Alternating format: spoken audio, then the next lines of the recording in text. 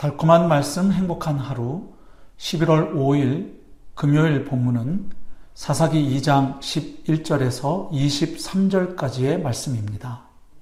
이스라엘 자손이 여호와의 목전에 악을 행하여 바알들을 섬기며 애굽 땅에서 그들을 인도하여 내신 그들의 조상들의 하나님 여호와를 버리고 다른 신들 곧 그들의 주위에 있는 백성의 신들을 따라 그들에게 절하여 여호와를 진노하시게 하였으되 곧 그들이 여호와를 버리고 바알과 아스타롯을 섬겼으므로 여호와께서 이스라엘에게 진노하사 노략하는 자의 손에 넘겨주사 그들이 노략을 당하게 하시며 또 주위에 있는 모든 대적의 손에 팔아 넘기심에 그들이 다시는 대적을 당하지 못하였으며 그들이 어디로 가든지 여호와의 손이 그들에게 재앙을 내리시니 곧 여호와께서 말씀하신 것과 같고 여호와께서 그들에게 맹세하신 것과 같아서 그들의 괴로움이 심하였더라.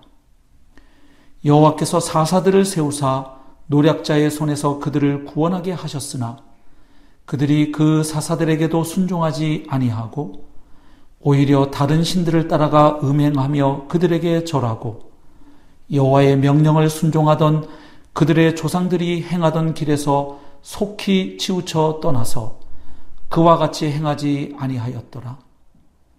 여호와께서 그들을 위하여 사사들을 세우실 때에는 그 사사와 함께 하셨고 그 사사가 사는 날 동안에는 여호와께서 그들을 대적의 손에서 구원하셨으니 이는 그들이 대적에게 압박과 괴롭게 함을 받아 슬피 부르짖음으로 여호와께서 뜻을 돌이키셨음이거늘 그 사사가 죽은 후에는 그들이 돌이켜 그들의 조상들보다 더욱 타락하여 다른 신들을 따라 섬기며 그들에게 절하고 그들의 행위와 패역한 길을 그치지 아니하였으므로 여호와께서 이스라엘에게 진노하여 이르시되 이 백성이 내가 그들의 조상들에게 명령한 언약을 어기고 나의 목소리를 순종하지 아니하였은즉 나도 여호수아가 죽을 때에 남겨둔 이방 민족들을 다시는 그들 앞에서 하나도 쫓아내지 아니하리니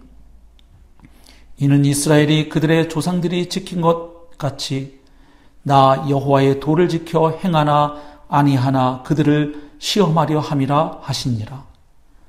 여호와께서 그 이방 민족들을 머물러 두사 그들을 속히 쫓아내지 아니하셨으며 여호와의 손에 넘겨주지 아니하셨더라. 아멘. 오늘 본문은 사사기 전체에 반복해서 나타나는 역사적인 패턴을 보여주고 있습니다.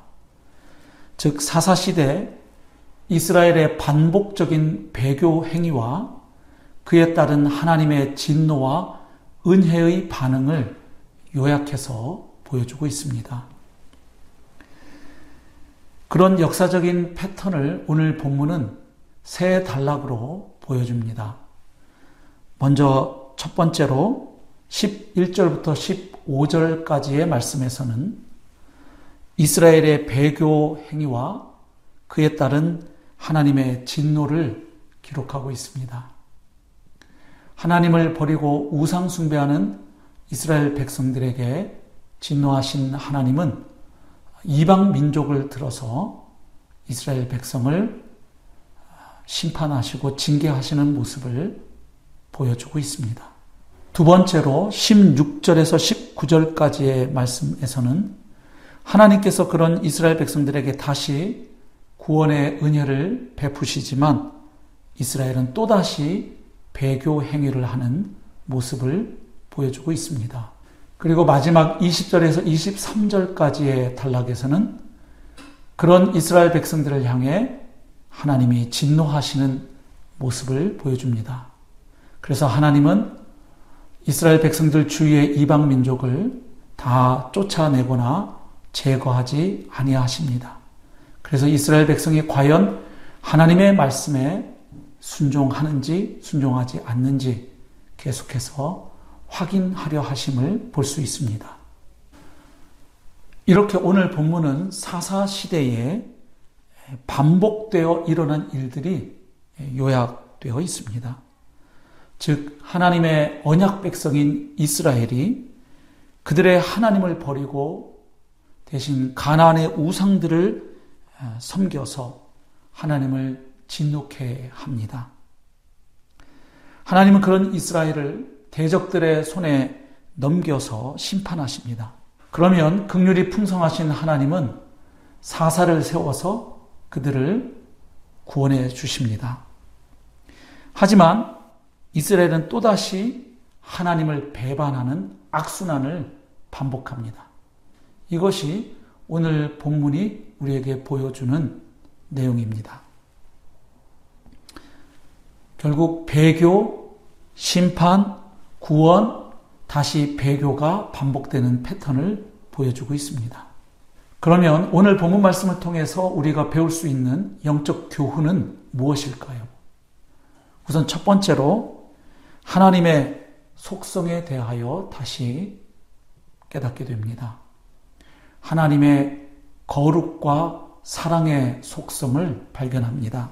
하나님은 아끼시는 백성이라 할지라도 그들이 하나님을 버리고 이방신을 섬길 때, 우상을 섬길 때 하나님은 진노하시고 그들을 징계하셨습니다. 거룩하고 공의로우신 하나님의 모습을 발견합니다.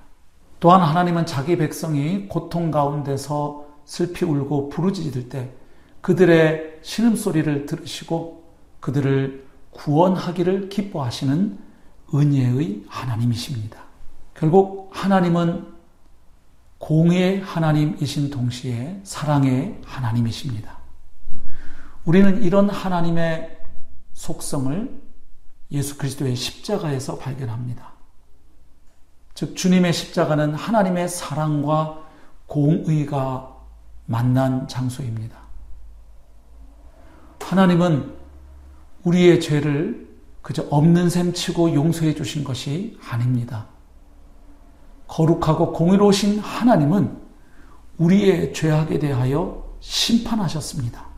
다만 우리에게 내릴 그 진노와 심판의 잔을 십자가에 달리신 아들 예수 그리스도에게 쏟으셨습니다. 그렇게 해서 우리가 용서받을 수 있게 된 것입니다. 또한 아들을 죽이면서까지 우리를 건지신 그 모습에서 우리는 하나님의 사랑을 발견합니다. 우리가 신앙생활을 할 때 하나님의 사랑과 은혜 그리고 하나님의 거룩과 공의의 성품을 잘 이해할 필요가 있습니다. 하나님의 사랑만을 붙잡다 보면 자칫 하나님 앞에서 방종하기 쉽습니다. 하나님을 예배할 때도 가벼운 마음으로 임할 수 있습니다. 또한 죄악된 삶을 살면서도 문제의식을 느끼지 않을 수도 있습니다. 그러나 또 반대로 하나님의 거룩하심과 공의로우심만을 생각하면 하나님께 나아가는데 어려움을 겪습니다. 주눅들게 됩니다. 두려워하게 됩니다. 그러나 오늘 본문에서 보듯 하나님은 공의의 하나님이신 동시에 사랑의 하나님이십니다.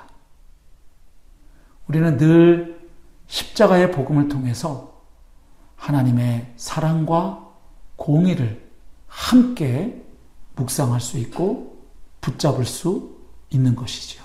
두 번째로 오늘 본문에서 우리는 인간의 집요하고도 뿌리 깊은 죄된 모습을 발견합니다. 고통 중에 있을 때는 하나님께 부르짖어 구원을 요청하고 호소하지만 하나님의 구원의 은혜가 임하고 나면 또다시 죄된 길로 빠르게 달려가는 인간의 연약하고 악한 모습을 발견합니다. 즉 하나님의 은혜를 경험하고도 우상 숭배를 하기 쉬운 것이 인간의 죄된 모습입니다. 결국 인간이 하나님과 올바른 관계를 맺고 그 관계 안에서 살아가는 것이 그렇게 쉬운 일만은 아니라는 사실을 우리가 발견합니다. 그래서 우리는 복음을 늘 기억할 필요가 있습니다. 다른 사람에게 복음을 전할 뿐만 아니라 바로 나 자신에게도 끊임없이 복음을 다시 전해야 할 필요가 있는 것입니다. 왜냐하면 우리 인간의 본성은 율법주의, 공로주의에서 복음으로 나아가는 것보다 복음에서, 은혜에서 또다시 율법주의로, 공로주의로 나아가기 쉬운 존재이기 때문입니다. 인간이 우상을 찾는 이유가 무엇입니까? 결국 내가 원하는 때에 내가 원하는 것을 받기 위해서입니다. 다시 말해서 인간이 우상을 찾고 우상을 만드는 목적은 소원 성취와 문제 해결로 압축됩니다. 하나님이 예수 그리스도 안에서 이미 허락하고 베푸신 그 놀라운 은혜와 축복을 기억하지 않을 때, 또한 그 은혜와 복을 풍성하게 누리지 못할 때 우리는 또다시 우상을 찾게 됩니다. 내가 원하는 행복을 가져다 줄 그 무엇을, 그 누구를 찾게 된다는 것입니다. 그러므로 그리스도 안에 있는 그 놀라운 하나님의 은혜를 늘 기억하고 그리고 그 은혜 가운데 살아가야 하는 것이지요. 혹시 나 자신도 힘들고 어려울 때는 울부짖으며 기도하다가 막상 기도가 응답되고 문제가 해결되고 다시 숨 쉴 만한 틈이 생기면 하나님을 잊어버리고 있지는 않는지 돌아봐야 하겠습니다. 만약 위급할 때만 하나님을 찾는다면 그것은 무당신앙과 크게 다를 바가 없는 것입니다. 결국 하나님과 복음을 바로 할 때 우리는 우상을 숭배하는 신앙에서 벗어날 수가 있습니다. 왜냐하면 그리스도 안에 우리가 필요로 하는 모든 것이 다 있기 때문입니다. 오늘도 예수 그리스도 안에서 주어진 그 놀랍고 신령한 은혜와 복을 발견하고 누리고 증거하는 복된 하루의 삶 살아내시길 주님의 이름으로 축복합니다.